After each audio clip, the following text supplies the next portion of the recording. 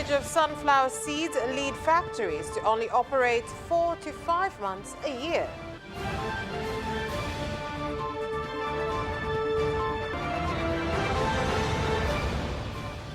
And in sports news, Twiga Stars ready to face Equatorial Guinea in the 2026 AFCON qualifier tomorrow.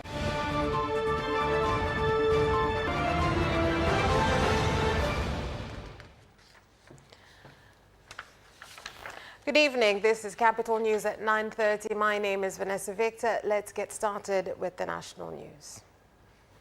Residents of Singiwe village Loya Ward in Kalambo district, Rukwa region, have been forced to sleep outside their homes after they were flooded by water due to heavy rains ongoing in the district. Kikubwa cha msingi, daraja ndio linazuia maji kiasi kwamba yanaleta mafuriko kiasi hiki. Kwa hiyo ombi kwa serikali wafumue yani barabara yani nani nyingine, daraja lile halitoshi kukizi mahitaji ya maji yanayotoka kule mbali kule mistuni kuja. Leo hatulali ndani. Angalia kuna vyakula vimesharowana. Sisi ni wakulima wa ngano pia. Angalia ngano ikisharowana hatutapata tena mtaji wa kuzalisha ngano.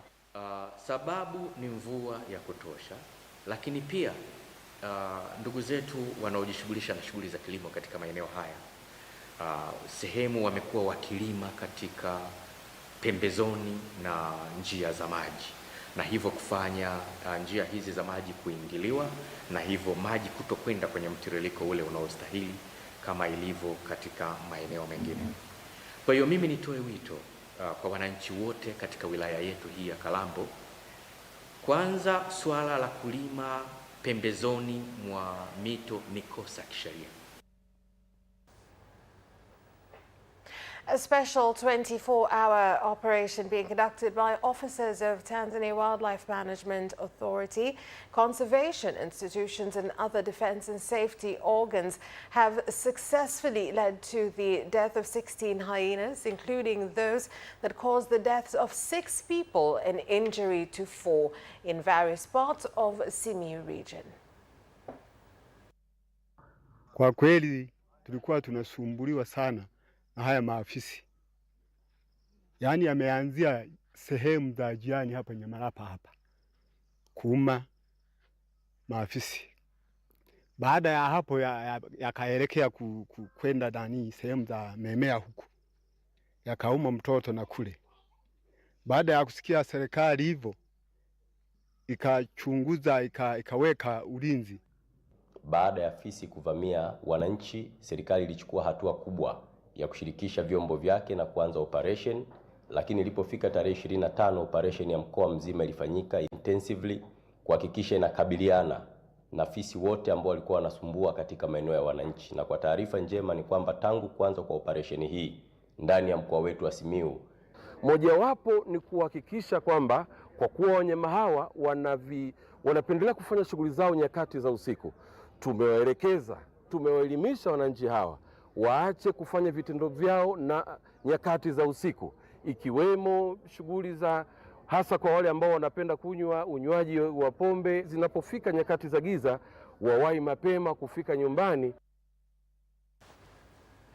The President of the United Republic of Tanzania, Dr. Samia Suluhu Hassan, has been commended for her idea to start the Mama Samia National Legal Aid campaign so as to ensure justice is accessible to all. This was shared by the Prime Minister, Kassim Majaliwa, in Ruanga District, Lindi region, while launching the national campaign for Mama Samia's legal aid. To date, the campaign has been conducted in 19 regions and has been a great success.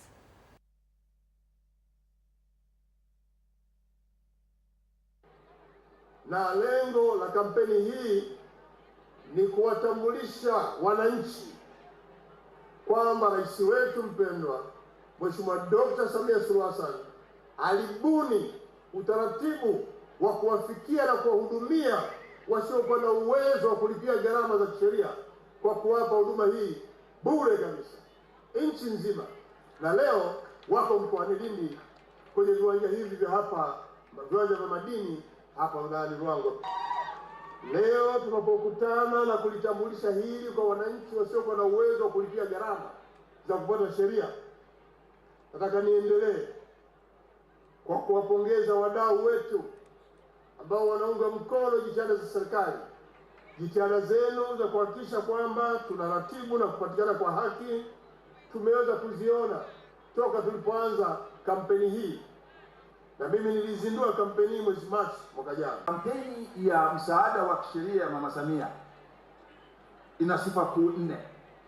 Kwanza, sifa yake, hii kampeni ni muhimu. Pili, hii kampeni ni maalum. Tatu, hii kampeni ni mahususi. Na 4, hii kampeni ni ya kipekee. Kampeni hii ni muhimu kwa sababu Dr. Samia Suluhu Hassan anatekeleza ilani ya Chama cha Mapinduzi ya mwaka 2020 ambayo iliagiza serikali kuhakikisha inapeleka msaada wa kisheria kote nchini. Chama cha Wanasheria Tanganyika kinatambua umuhimu wa kampeni hii ya Mama Samia ya msaada wa kisheria kwa Watanzania wenye uhitaji mkubwa wa msaada wa kisheria. Chama hiki ni chama taaluma chenye mawakili wote nchini Tanzania, hasa Tanzania bara, na kimejipanga kuhakikisha wanachama wake wanashiriki kamilifu katika kutimiza malengo ya kampeni ya Mama Samia inayokwenda sambamba na jukumu la kisheria la TLS, yaani kifungu cha 4 cha sheria ya kuanzisha kwake. The Vice President of Tanzania, Dr. Philip Mpango, has met and held talks with the South Korean ambassador to Tanzania, N.U. An, at State House in Chamwino, Dodoma, where he shared that Tanzania values and intends to strengthen the relationship with the Republic of Korea, which began in 1992 and has contributed to the development of various sectors in the country. President, Her Excellency President Samia's visit last year definitely sets sort of the goalposts of our cooperation and partnership with the Republic of Korea, and I do agree. One, in terms of the MOU on critical minerals, this is paramount. The most of all, Mama Samia, Her Excellency President Hassan's visit last year to Korea in June has made such a great difference in terms of the future directions that we will take, because the outcome, very fruitful outcome, was the framework agreement on $2.5 billion of EDCF, and also she herself has witnessed the signing of MOUs on blue economy and critical minerals. And also, for the first time for an African country, Tanzania has declared that it will launch negotiations on EPA. Directors from countries in the East African community, environment stakeholders and climate change experts have begun to find ways they will provide the countries with money to address the effects of climate change in various sectors. This includes agriculture, fisheries, health and infrastructure, which are the most affected areas. Kwa kila wakati tunakuja, kwa mfano katika mkutano miwili iliyopita ya nchi wanachama, mkutano 28 29, tuna kitu kikubwa sasa hivi ambacho tunakizungumza, na ni mfuko mpya umeanzishwa unaitwa Loss and Damage Fund. Hapa tunaangalia sasa hasara na uharibifu ambao unatokana na mabadiliko ya tabia nchi, lakini pia tumeweka sekta za kipaumbele katika kukabiliana, kwa maana ya mitigation. Kwa hiyo tuna sekta kadha wa kadha ambazo tayari zimeonekana zinaathirika moja kwa moja, kwamba sasa hivi Tanzania tuko katika hatua za mwisho kabisa kuhakikisha kwamba tumeanzisha idara maalum ambayo itashughulikia peke yake fedha za mabadiliko ya tabia nchi, na imeshafika hatua kubwa sana. Ni karibuni tunaenda kuanzisha na sisi, na mtaona wote matokeo yake. Na niwapongeze sana marais wetu, hasa Rais wa Jamhuri ya Muungano wa Tanzania kwa utayari wake there are some other challenges. Limited technical capacity to develop bankable climate finance projects. And this obviously restricts access to international climate finance. Another challenge is low private sector engagement. In the East African community, we don't have this enthusiasm that we see in other areas. For example, in trade, we don't see that enthusiasm in the private sector, adhering to, promotion and developing the Marine forces for more than 15 countries bordering the Indian Ocean, including Tanzania and Kenya, have started the Cutlass Express maritime exercise in Tanga to deal with various threats, including terrorism and drug smuggling. On behalf of United States Africa Command, I'd like to thank the Tanzania People's Defense Forces for their outstanding partnership in executing not only this exercise that we're here today to observe, Cutlass Express, but also last week's exercise, Justified Accord.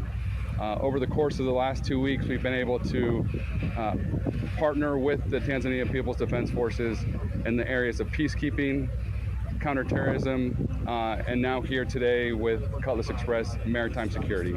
These are priority areas of partnership between us, the U.S. military, and the Tanzanian military. And on land, the Justified Accord training session between Tanzania and the United States.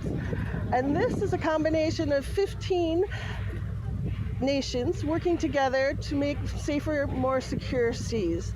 It contributes to regional security, and we couldn't be more thankful to Captain Safe and the TPDF of Tanzania for hosting for the first time in over 10 years. Legal experts attending the East African Court of Justice Judicial Conference that is being held in Kigali, Rwanda, have raised a major legal debate where they called on countries of the East African community to implement decisions made by the court, including that of the community. Tatizo sugu, athari yake kwanza watu kukata tamaa kutumia hii mahakama. Kwa nini waende sehemu kuingia gharama kama hukumu zake haziwezi kutekelezeka? Alafu pili, hadhi ya hizi nchi zetu kimataifa inashuka. Mara nyingi naona kama mahakama haitaki kuingia kwenye mtafaruku na nchi. Kwa hiyo kitu ambacho kinaifanya sasa mahakama yenyewe isionekana kama imekaa kwa maslahi ya wananchi. Kumbuka sasa hivi kuna migogoro kati ya nchi wanachama kwenye Jumuiya ya Afrika Mashariki.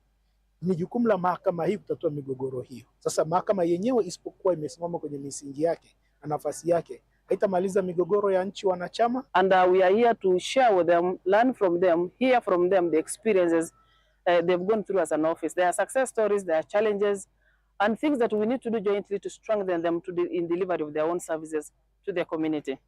And of course, they are also the custodian of the treaties and the many protocols that are guiding coexistence within the East Africa community. So we want to understand, because they're the legal brains that offer justice and interpret the law. European leaders were left reeling by the announcement that the United States would start to negotiate an end to the war in Ukraine with Russia, but without Ukraine or European countries. Our media partner and our journalist Thomas Sparrow from Deutsche Welle in Berlin has more on this. So, Thomas, how is Europe trying to persuade Trump that it should be at the negotiating table? The US government has specifically requested European countries to increase their defense spending and also send peacekeeping troops to Ukraine once that deal is in place. And these two elements are ones that European leaders are clearly discussing and that to a certain extent they're also willing to comply with. In fact, you've heard, for example, from UK Prime Minister Keir Starmer that the UK would be willing to send peacekeeping troops, and other European leaders are also considering that. That is, however, a controversial issue. A second way in which they would maybe try to persuade Donald Trump, or at least have a better relationship with Donald Trump, is by fostering direct links with the US government. That could be, for example, through the Italian Prime Minister Giorgia Meloni, who has good contacts to the Trump government, or also, again, via Keir Starmer, who's got a trip planned to Washington in the coming days. So those are two ways in which European leaders would try and foster a more constructive relationship with the US government. However, it's also important to stress that one important element in all this would be for European leaders to present a united front when it comes to their positions on Ukraine, and that in the past has already proven to be somewhat difficult. Well, Trump has made it very clear that Europe will have to look after its own security needs. How are Trump's remarks being viewed in Germany and broader in Europe?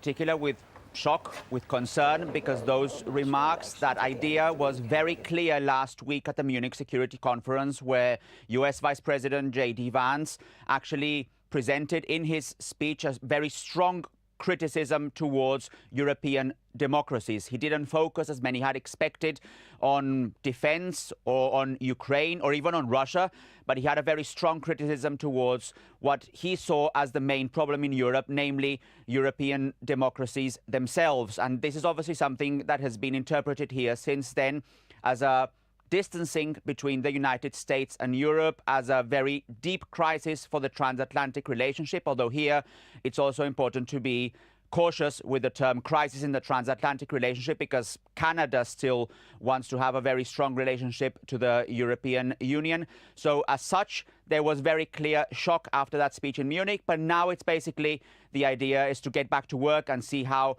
despite the differences with the US government, European leaders, not only in the European Union, but also, for example, through the United Kingdom, can foster a more constructive working relationship with the US administration. Germany will hold national elections at the end of the week. How big of an electoral topic is the war in Ukraine, and in particular, Germany's support? It is a very big topic indeed. Germany is one of the countries that has supported Ukraine the most after the United States. And one of the topics of discussion here is how that support should continue after the election. That's one important element. Another important element is also whether Germany would or would not send peacekeeping troops to Ukraine. That is a very controversial issue here in the country. I would, however, be careful when it comes to understanding whether Ukraine is actually an issue that people would depend their vote on, because there are other topics that are closer, let's say, to German voters, that are more important for German voters when it comes to deciding which party they would vote for. Migration is one topic. The economy, the bad state of Germany's economy, is a second topic. So yes, there is a lot of discussion about Ukraine, about defense spending. There's a lot of discussion about the future of Ukraine and the transatlantic relationship. But when it comes to the issues that matter the most for voters, that voters actually decide on when it comes to that election on Sunday, there are other topics that will probably play a bigger role, in particular migration and the economy. Germany now has the highest defense budget across Europe, surpassing the United Kingdom. Why do you think Germany is investing big in defense? Is it the Putin factor? Factor certainly plays a very important role, but not entirely, because before the war in Ukraine, even there was a lot of pressure for Germany to increase its defense spending. In fact, from United States presidents and other countries as well. But obviously, since the war in Ukraine began, the German government decided that it was important and necessary to increase its defense spending. In fact, only a few days after the war in Ukraine began, Chancellor Olaf Scholz, here in Parliament, not far away from where we are standing, expressed that it was time for a seismic shift in Germany. He described it as a Zeitenwende, so a change of an era. And that change of an era, the main component of it was that Germany would have to play a more important military role within the European framework, within the transatlantic framework. In other words, that also in NATO, Germany would have to play a more important role. This shift differs from previous generations here in Germany, where the focus was more on diplomacy, where the focus was more on playing a different role internationally, and Germany's armed forces actually lost some support also here in the country. But basically, since the war in Ukraine began, the focus has been specifically on increasing Germany's defense spending and making Germany prepared for any future circumstances in that regard. It's a big question also electorally and what will happen also after the elections next Sunday. And it is one issue that will certainly be also relevant for the next German government. Thank you very much, Thomas, for that special report. And that marks the end of our local news. Business News is next.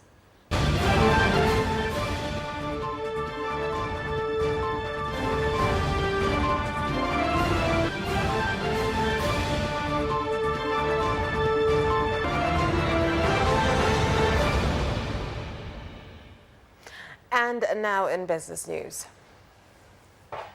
The shortage of sunflower seeds in Singida region has led to some factories to only operate 4 to 5 months a year, causing the price of the commodity to increase and leading residents to purchase the commodity from outside the country.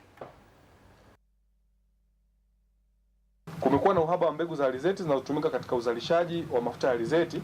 Changamoto hii imesababishwa na mavuno haba yanayotokana na mabadiliko ya hali ya hewa, mvua kuzidi au kupungua, pamoja na wakulima kutumia mbegu zisizo na ubora ambazo zinapelekea kuwa na mavuno madogo yasiyoweza kukidhi uhitaji wa alizeti sokoni.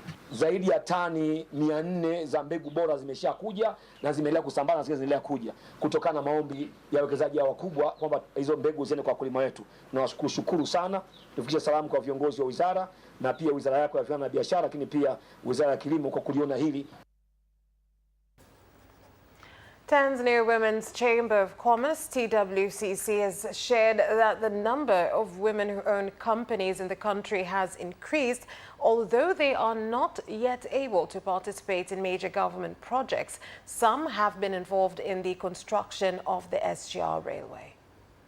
Kwenye baadhi ya miradi na hasa kwenye mfano SGR wakati inajengwa, mfano Dar es Salaam, Dodoma, tulikuwa na wanachama wetu ambao walipata nafasi ya kufungua supermarket kwenye maeneo hayo kwa ajili ya kusupply huduma mbalimbali kwenye miradi hii, lakini wapo walikuwa na supply vyakula na kadhalika. Kuendea siku ya wanawake duniani, tumejipanga kwa mambo ambayo tuna ushiriki mkubwa. Tunahakikisha tunasimama na kuelezea mafanikio mbalimbali ambayo tumefikia, lakini tunajipangaje sasa kuendeleza huduma zetu kwa wanawake. CRDB Bank has signed an agreement with the Food and Agriculture Organization of the United Nations, FAO, to lend agricultural equipment and materials to increase production for farmers in the country. Pamoja na kuendelea kuwakopesha wakulima wanahitaji mitaji ya muda mrefu. Na niseme tu nafarijika kwamba benki ya CRDB imekuwa katika mstari wa mbele kwa ajili ya kuendelea kuongeza wadau zaidi. Niwapongeze serikali, tumekuwa tunashirikiana nao kwenye ni jinsi gani ya kumwezesha mkulima. Aimed at promoting climate smart agricultural practices, we recognized the financial. That's all for business news. Sports news is next.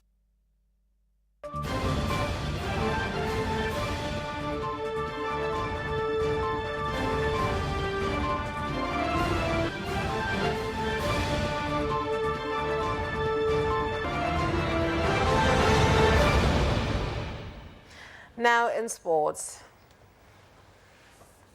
The Twiga Stars head coach Bakari Shime says his team is ready to face Equatorial Guinea in the 2026 WAFCON qualifier tomorrow. Kwa hiyo wachezaji wanatambua hilo, lakini pia WAFCON inayokuja ndio ambayo ina nafasi ya World Cup, kwa maana kwamba tukipoteza nafasi hii matumaini ya kucheza kombe la dunia hayapo mpaka mwaka 2031.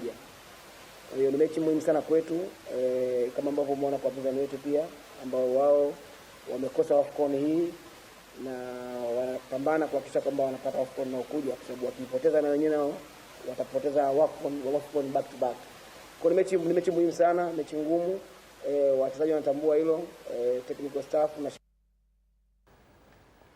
Football fans in Dar es Salaam have had varying views regarding the match-fixing allegations discussed in the ongoing NBC Premier League.